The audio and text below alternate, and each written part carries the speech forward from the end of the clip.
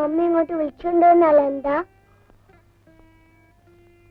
Daddy, 4 ദിവസം മമ്മിയുടെ വീട്ടിലും 3 ദിവസം ഇവിടെയാണോ ഞാൻ താമസിക്കേണ്ടത്?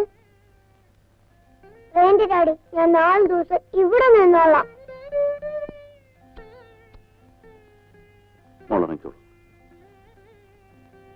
എനിക്ക് ഉറക്കം വരുന്നില്ല ഡാഡി. ഒരു കഥ പറഞ്ഞു തരുമോ? പറഞ്ഞുതരാം.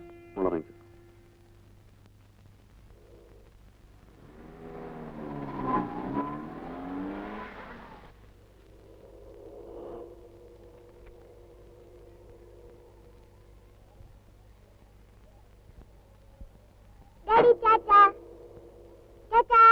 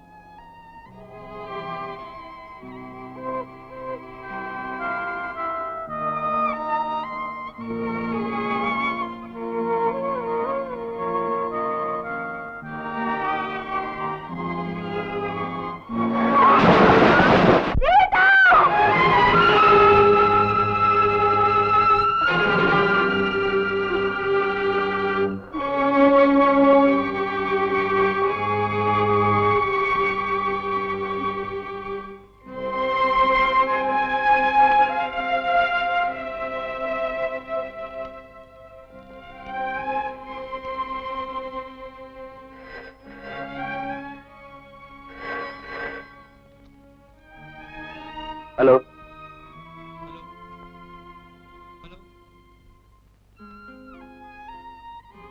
ഹലോ,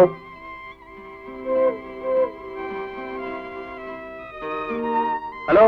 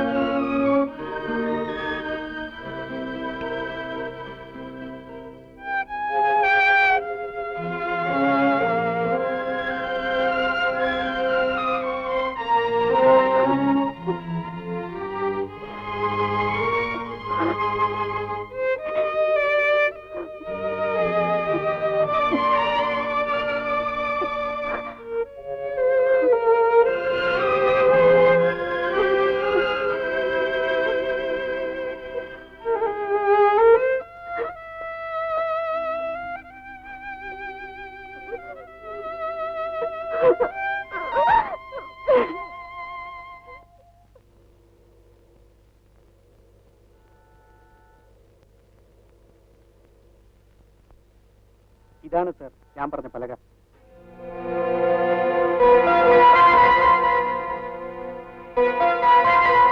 രവി നാളെ ഇൻസ്പെക്ഷൻ വരുമ്പോൾ ഈ പലകയിൽ കയറുന്നത് നോക്കിയാൽ മാത്രമേ ആ സൈഡിലുള്ള വിള്ളൽ എന്താണെന്ന് മനസ്സിലാക്കാൻ കഴിയൂ. പലകയുടെ കീഴിലുള്ള എല്ലാ കയറുകളും ഞാൻ മുറിച്ചു വെച്ചിരിക്കും. രവി പലകയിൽ കാലെടുത്ത് വെച്ചാൽ അടുത്ത നിമിഷം പലകയും രവിയും താഴെ കിടക്കും. ഒരു കാര്യം പ്രത്യേകം ശ്രദ്ധിക്കണം. എന്താണ് സർ? അവനിവിടെ ഇൻസ്പെക്ഷൻ വരുമ്പോൾ ഈ ഫ്ലോറിൽ മറ്റാരും ഉണ്ടായിരിക്കും. അത് ഞാൻ ഏറ്റു സർ.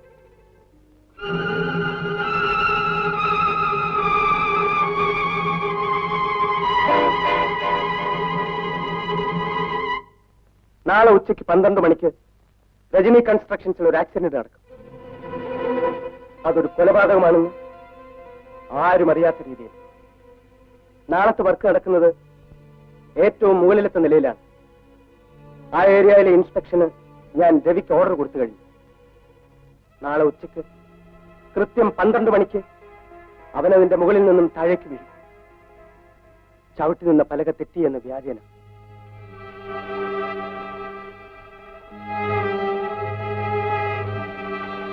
എന്റെ മോളെ നശിപ്പിച്ച് കുടുംബത്തിന് അപമാനം വരുത്തി വെച്ച അവൻ എന്റെ കൺമുൻപിൽ കിടന്ന് പിടഞ്ഞു മരിക്കുന്നത് ഞാൻ കാണണം.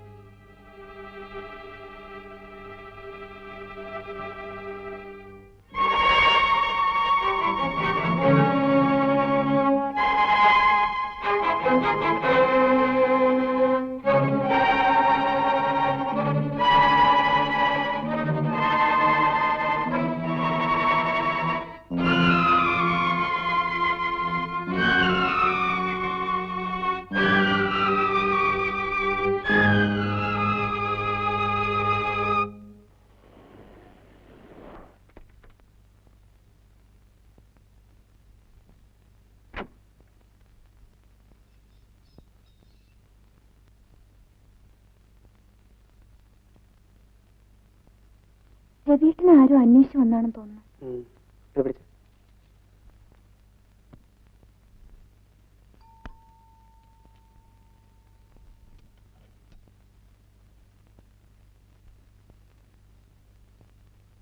മിസ്റ്റർ രവി ഇല്ലേ ഇവിടെ? ഇല്ലല്ലോ. ആരാ മനസ്സിലായില്ല? ഞാൻ രവിയുടെ ഒരു ഫ്രണ്ടാണ്. എന്റെ പേര് ഗോപി. ഓഹോ, നിങ്ങളാണല്ലോ ഗോപി. സ്നേഹിതന് തക്ക സമ്മാനം കൊടുത്തിട്ടാണ് നിങ്ങൾ അന്ന് പോയത്. മനസ്സിലായില്ല. നിങ്ങൾ ഒരുത്തര കുടുംബം തകർത്തത്. നിങ്ങൾ എന്താണ് ഈ പറയുന്നത്? എന്ത് സംഭവിച്ചു? ഒന്നും സംഭവിച്ചില്ല അല്ലേ? അന്ന് രവിയെ ഹോട്ടലിൽ നിന്ന് പോലീസ് അറസ്റ്റ് ചെയ്ത സംഭവം അവരുടെ വിവാഹമോചനം വരെ കൊണ്ടെത്തിച്ചു. വിവാഹമോചനം? അത് കഴിഞ്ഞിട്ട് കാലം എത്രയായി? ഇപ്പോഴെങ്കിലും സ്നേഹിതനെ കുറിച്ച് അന്വേഷിക്കാൻ തോന്നിയല്ലോ. ഫ്ലൈറ്റിന് സമയമായതുകൊണ്ട് ഞാൻ അവനെ ഫോണിൽ വിളിച്ച് വിവരങ്ങളൊക്കെ പറഞ്ഞിട്ടാണ് പോയത്. ഈ സംഭവങ്ങളൊന്നും സത്യത്തിൽ ഞാൻ അറിഞ്ഞിരുന്നില്ല. അറ്റ്ലീസ്റ്റ് ഒരു ടെലിഫോണിലൂടെയെങ്കിലും സ്നേഹിതന്റെ വിശേഷങ്ങൾ അന്വേഷിക്കാമായിരുന്നല്ലോ. ഞാൻ പല പ്രാവശ്യം ഇവിടെ വിളിച്ചിരുന്നു. പകൽ സമയത്ത് പോലും ഇവിടെ ഫോൺ എടുക്കാൻ ആരും ഉണ്ടായിരുന്നില്ല. ഇപ്പൊ തന്നെ അവരെ വീട് മാറിയിരിക്കുന്ന സംശയിച്ചാണ് ഞാൻ ഇങ്ങോട്ട് വന്നത്. ഇന്ദു ഇപ്പൊ എവിടെയാണ് താമസിക്കുന്നത്? അവരുടെ വീട്ടിൽ. എനിക്ക് ഉടനെ തന്നെ അവരെ കണ്ടു സംസാരിക്കും.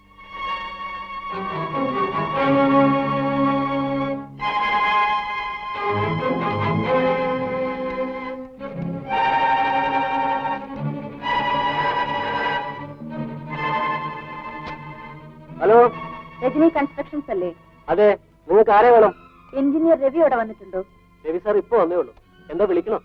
ഇപ്പൊ എവിടെയാണ് വർക്ക് നടക്കുന്നത്? മുകളിലത്തെ നിലയിലാ. സാർ അങ്ങോട്ട് പോയിരിക്കുകയാണ്. വിളിക്കണോ? വേണ്ട.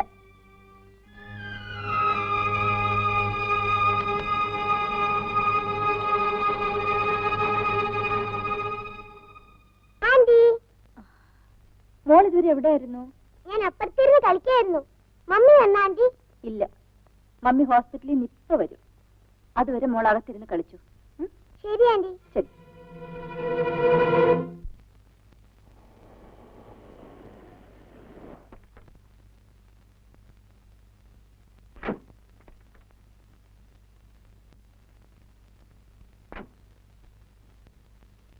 May I come in?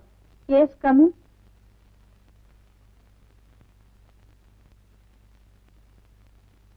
എന്താ? ഡോക്ടർ ഇന്ദു ഇവിടെ ഉണ്ടോ? ഇല്ല. ഞങ്ങൾ ഇന്ദുവിന്റെ വീട്ടിൽ പോയിരുന്നു. അവിടെ ചെന്നപ്പോ ഇന്ദു ഇങ്ങോട്ട് വന്നിരിക്കുകയാണെന്ന് പറഞ്ഞു. ഇന്ദു ഹോസ്പിറ്റലിൽ പോയിരിക്കുകയാണ്. ഇപ്പൊ വരും. നിങ്ങൾ ആരാണ്? ഞാൻ രവിയുടെ ഒരു കൂട്ടുകാരനാണ്. പേര് ഗോപി. ദുബായിൽ നിന്ന് വരുന്ന വഴിയാണ്. രവിയും ഇന്ദുവും തമ്മിലുണ്ടായ എല്ലാ സംഭവങ്ങളും സലിം പറഞ്ഞപ്പോഴാണ് ഞാൻ അറിയുന്നത്. അന്ന് ഷാലിമാർ ഹോട്ടലിൽ വെച്ചുണ്ടായ എല്ലാ സംഭവങ്ങൾക്കും ഉത്തരവാദി ഞാനാണ്. ഇന്ദു രവിയെ വെറുതെ തെറ്റിദ്ധരിച്ചതാണ്. തെറ്റിദ്ധാരണയാണെന്ന് ആര് പറഞ്ഞു? ഇന്ദു അവളുടെ സ്വന്തം കണ്ണുകൊണ്ട് കണ്ടത് എങ്ങനെ തെറ്റിദ്ധാരണയാവും? എല്ലാം എല്ലാം വെറും തെറ്റിദ്ധാരണയാണ്. എന്താണ് സംഭവിച്ചതെന്ന് എനിക്കറിയാം. To late. വളരെ വൈകിപ്പോയി. ഇക്കാര്യത്തിൽ ഒരു തെറ്റും ചെയ്യാത്തവനാണ് രവി. ഞാൻ കാരണം ആ ബന്ധം തകർന്നുകൂടാ. ക്ഷമിക്കണം, ഇത് കോടതിയല്ല. കുറ്റസമ്മതം നടത്താനും തെളിവുകൾ ഹാജരാക്കാനുമുള്ള സ്ഥലം ഇതല്ല. അത്രയെങ്കിലും അറിയാനുള്ള വിവേകം എനിക്കുണ്ട്. അത് മനസ്സിലാക്കാനുള്ള ഔചിത്യമില്ലാത്തൊരു വക്കീലാണ് നിങ്ങളെന്ന് ഞാൻ അറിഞ്ഞില്ല. ഇപ്പോഴെങ്കിലും അറിഞ്ഞല്ലോ. നിങ്ങളെപ്പോലെ ഒരു അഡ്വക്കേറ്റിന്റെ കയ്യിൽ കുരുങ്ങിപ്പോയ പാവം ഇന്ദുവിനെ കുറിച്ച് ഓർത്ത് ഞാൻ ദുഃഖിക്കുന്നു. നിങ്ങൾ നിങ്ങളുടെ കൂട്ടുകാരനെ ഓർത്ത് മാത്രം ദുഃഖിച്ചാൽ മതി. ഇന്ദുവിനെ വിട്ടേക്കൂ. ഇന്ദു എന്റെ രവിയുടെ ഭാര്യയാണ്. അവർ രണ്ടുപേരും എനിക്ക് ഒരുപോലെയാണ്. ഇന്ന് ഇന്ദു രവിയുടെ ഭാര്യ അല്ല. നിങ്ങൾ ഒരു അഡ്വക്കേറ്റ് ആയതുകൊണ്ട് തർക്കിച്ച് ജയിക്കാനായിരിക്കും ഭാവം. പക്ഷെ ഞാൻ ഒന്നും അതിനല്ല. ഞാൻ നിയമം പഠിച്ചിട്ടുമില്ല. പക്ഷേ ഈ ലോകം ഒരുപാട് കണ്ടവനാണ് ഞാൻ. ജീവിതം ഒരു കളിക്കോപ്പ് പോലെ കയ്യിലിട്ട് പന്താടിയവൻ. പക്ഷേ രവി അങ്ങനെ ആയിരുന്നില്ല. അവനെല്ലാം ഇന്ദുവായിരുന്നു. അവന്റെ ലോകത്തിൽ അവൻ ഇന്ദുവും മിനിമോളും മാത്രമേ ഉണ്ടായിരുന്നു. സ്വർഗം പോലെ കഴിഞ്ഞിരുന്ന ആ കൊച്ചു കുടുംബത്തിൽ കറുത്ത നിഴൽ വീശിയത് ഞാനാണ്. വിശ്വസിക്കാമെങ്കിൽ വിശ്വസിക്കും. അന്ന് നടന്നത് എന്താണെന്ന് ഞാൻ പറയാം. ഇടാ, കല്യാണം കഴിഞ്ഞിട്ടും കുടുംബം, ബന്ധം, സ്നേഹം എന്നുള്ളതിനെ കുറിച്ച് നിനക്ക് മനസ്സിലാകാത്ത അത്ഭുതം. എന്റെ വൈഫ് എന്റെ ദൈവമാണ്. കല്യാണം കഴിഞ്ഞന്ന് രാത്രി ഞാൻ അവൾക്ക് വാക്ക് കൊടുത്താണ്. പിന്നെ ഇതുവരെ ഞാൻ ഇന്ന് മാറിയിട്ടില്ല, ഇങ്ങോട്ട് മാറിയുമില്ല.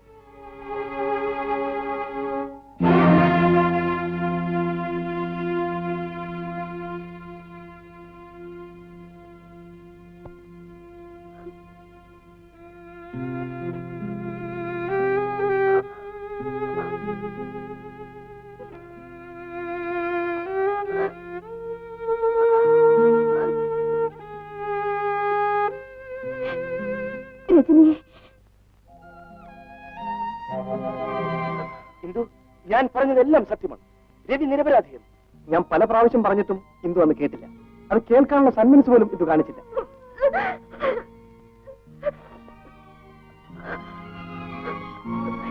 രജനി, എനിക്ക് തെറ്റുപറ്റി രജനി. ഇല്ലെന്തോ, നിനക്ക് തെറ്റുപറ്റിയിട്ടില്ല. ഇവര് രണ്ടുപേരും ചേർന്നുള്ള കള്ളക്കളിയാണിത്. നിങ്ങളൊരു സ്ത്രീയാണ്, ഇന്ദുവിന്റെ ആത്മാർത്ഥ കൂട്ടുകാരിയാണത്ര. ഒരു ഭാര്യയുടെയും അമ്മയുടെയും മനസ്സ് കാണാൻ കഴിയാത്ത നിങ്ങൾ എത്ര പഠിച്ചിട്ടെന്തിനാ? രജനി, എനിക്കെന്റെ രവിയേട്ടനെ കാണണം. ഈശ്വര, എനിക്ക് ഭ്രാന്തായിരുന്നു. നല്ലവനായ എന്റെ രവിയേട്ടൻ. നല്ലവനായ നിന്റെ രവിയേട്ടൻ ലോകം കണ്ടിട്ടുള്ളതിൽ വെച്ച് ഏറ്റവും വലിയ വഞ്ചകനാണ് അയാൾ. രജനി, എന്തു നിനക്കറിയില്ല, എനിക്കറിയാം. എന്നെയും എന്റെ കുടുംബത്തെയും തകർത്തവനാണ് അയാൾ. നിനക്കറിയാമോ? എന്റെ ഉഷയെ കൊന്നത് അയാളാണ്. രജനി, രവിയേട്ടൻ ഉഷയെ കൊന്നോ? ഞാൻ എന്തൊക്കെയാണ് കേൾക്കുന്നത്? ഒന്നും അറിയാത്ത എന്റെ കൊച്ചനുജത്തിയെ പറഞ്ഞു മയക്കിയെടുത്ത് അവനോട് നശിപ്പിക്കുകയായിരുന്നു. ഞാൻ അറിഞ്ഞപ്പോ താമസിച്ചു പോയി.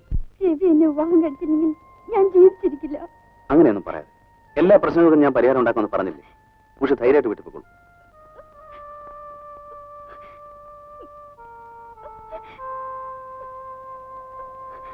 ചെല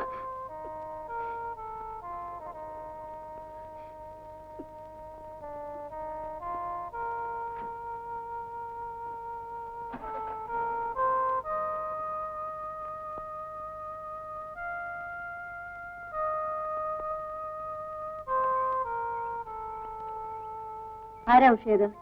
എന്റെ കൂടെ കോളേജിൽ പഠിക്കുന്നതാ. നീ എന്തിനാ കരഞ്ഞത്? ഒന്നുമില്ല ചേച്ചി. ഉഷേ, നിന്റെ പോക്കത്ര ശരിയല്ല. ഡാഡി ഇതറിഞ്ഞാലുണ്ടല്ലോ.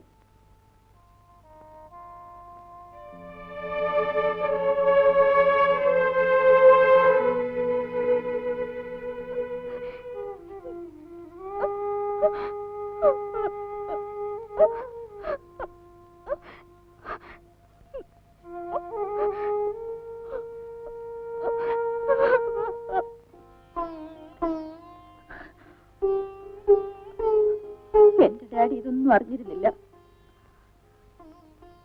ഡാഡി എന്റെ വിവാഹ നിശ്ചയത്തിന്റെ തിരക്കിലായിരുന്നു. എന്റെ വിവാഹം നിശ്ചയിച്ച ആ ദിവസം രാത്രി എന്റെ ഉഷ ഗർഭിണിയാണെന്നറിഞ്ഞ അതേ രാത്രി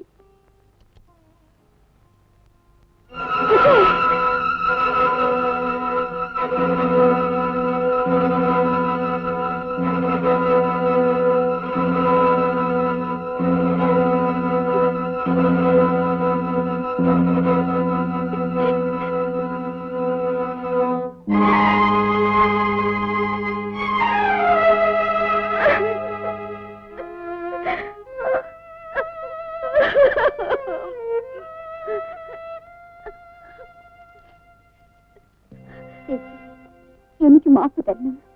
കുടുംബത്തിന് അപമാനം വരുത്തി വെച്ച് പാപയാണ് ഞാൻ. എന്നെ വഞ്ചിച്ച രവിയെ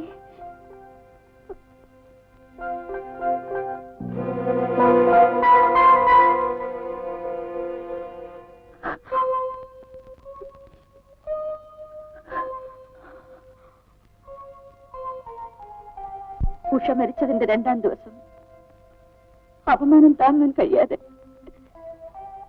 എന്റെ അമ്മ കെട്ടിത്തൂങ്ങി ആത്മഹത്യ ചെയ്തു. അതോടെ നിശ്ചയിക്കപ്പെട്ട എന്റെ വിവാഹവും മുടങ്ങി.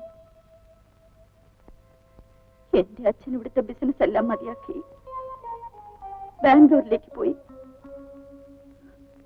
ഞാനവിടെ LLBക്ക് ചേർന്നു. ആ സമയത്താണ് ഇന്ദു രവിയുമായുള്ള വിവാഹം നടന്നത്. അന്നത് ഞങ്ങൾ അറിഞ്ഞിരുന്നെങ്കിൽ രവി നിന്റെ കഴുത്തിൽ താലി കെട്ടില്ലായിരുന്നു.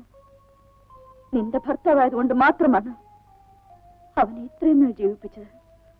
അല്ലെങ്കിൽ എന്റെ ഉഷയെ നശിപ്പിച്ച അവനെ. തിരുവനന്തപുരം എഞ്ചിനീയറിംഗ് കോളേജിൽ പഠിച്ചിരുന്ന ഉഷയെ കുറിച്ചാണ് നിങ്ങൾ പറയുന്നത്? അതെ, എന്റെ ഒരേ ഒരു സഹോദരിയാണ് അവൾ. പോയിസൺ കഴിച്ച് ആത്മഹത്യ ചെയ്ത ഫസ്റ്റ് ഇയർ സ്റ്റുഡന്റ്? അതെ. ഉഷയുമായി ബന്ധമുണ്ടായിരുന്നവൻ നമ്മുടെ രവിയല്ല. വേണ്ട, ഒന്നും പറയണ്ട. ഞാൻ എന്റെ കണ്ണുകൊണ്ട് കണ്ടതാണ്. അല്ല, സത്യം ഞാൻ പറയാം. ഞാനും രവിയും രവികുമാറും ഒരുമിച്ചാണ് എഞ്ചിനീയറിംഗ് കോളേജിൽ പഠിച്ചിരുന്നത്. രവി ഇത് വീട്ടിലറിഞ്ഞാൽ ഞാൻ ആത്മഹത്യ ചെയ്യല്ലത്. വേറെ വഴിയില്ല. അത് ഞാൻ എന്ത് ചെയ്യണമെന്നാ നീ പറയുന്നത്? രവി എന്നെ ഉപേക്ഷിക്കരുത്. എന്ന് വെച്ചാൽ എനിക്ക് എന്റെ പ്രസ്തി നോക്കണ്ടേ? നീ മറ്റെന്തെങ്കിലും മാർഗം തേടിയേ പറ്റും. പക്ഷേ ഞാൻ പറയുന്നത് കേൾക്ക്. എനിക്ക് പരിചയമുള്ള ലേഡി ഡോക്ടറുണ്ട്.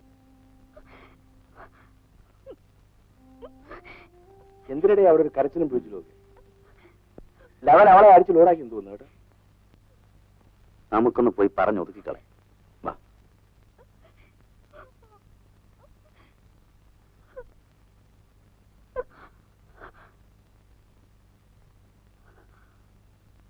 പ്രേമായിരിക്കും അല്ലേ? ഇവിടെ ആണുങ്ങളായ നട്ടല് വേണം. ഒരു പെണ്ണെ പ്രേമിക്കാന്ന് പറഞ്ഞാൽ അത്ര വലിയ കാര്യമൊന്നുമല്ല. പ്രേമിച്ച പെണ്ണെ കെട്ടണം, അവനാണ് ആണ്. പാർട്ടിയെ ഉപദേശിക്കുന്നത്. ഞാൻ ആരെയാണ് സമ്മതിച്ചു. പക്ഷേ എന്റെ സുഖത്തിന്റെ പിന്നിൽ ഒരു പെണ്ണിന്റെ കണ്ണുനീരിന്റെ കഥയിലിടാ. എന്നെ ദാനം കെട്ടിക്കും. വഴക്കുണ്ടാക്കുന്നറിയാ. ആരെങ്കിലും കണ്ടാ എന്തോ വിചാരിക്കും. അളിയമ്പോ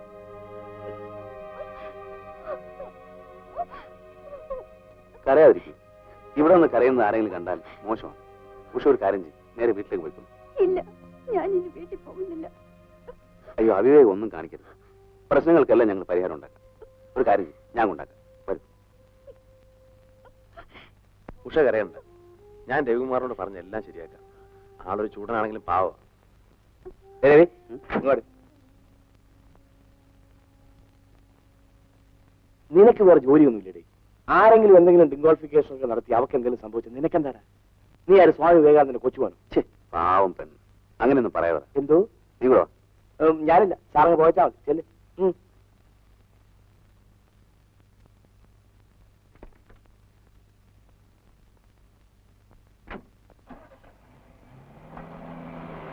അന്ന് കോളേജിൽ നിന്ന് രവി ഉഷയെ കാറിൽ കയറ്റിക്കൊണ്ട് വരുമ്പോൾ ഞാനുണ്ട് അവിടെ. ഉഷയെ ഗർഭിണിയാക്കിയിട്ട് രവികുമാർ അവളെ കൈയൊഴിഞ്ഞപ്പോൾ കരഞ്ഞുകൊണ്ട് വന്ന ഉഷയെ സമാധാനിപ്പിച്ച് വീട്ടിൽ കൊണ്ടുചെന്നാക്കിയത് രവിയാണ്. രവികുമാർ ഇന്ന് തിരുവനന്തപുരത്ത് PWD എഞ്ചിനീയറാണ്. ഗോപി പറഞ്ഞല്ല സത്യമാണോ? ഇതെനിക്ക് നേരിട്ടറിയാവുന്ന സത്യമാണ് രജനി. ഉഷ രവികുമാറിനെ രവി എന്നാണ് വിളിച്ചിരുന്നത്.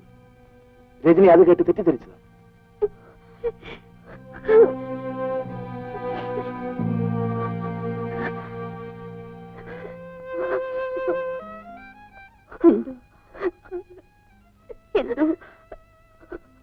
എനിക്ക് മാപ്പ് തരൂ.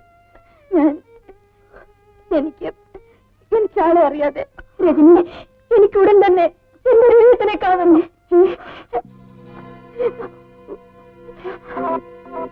എന്താ രജനി?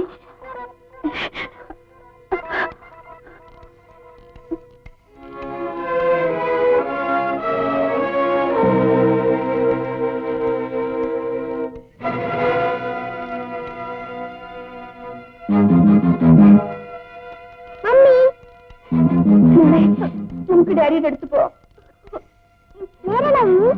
അതെ മോളെ.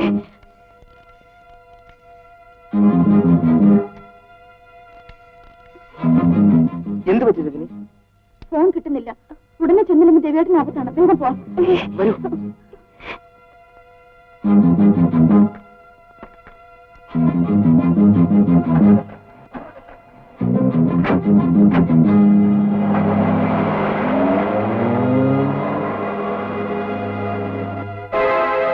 ഏത് ഭാഗത്താണ് ഈ വിള്ളല്?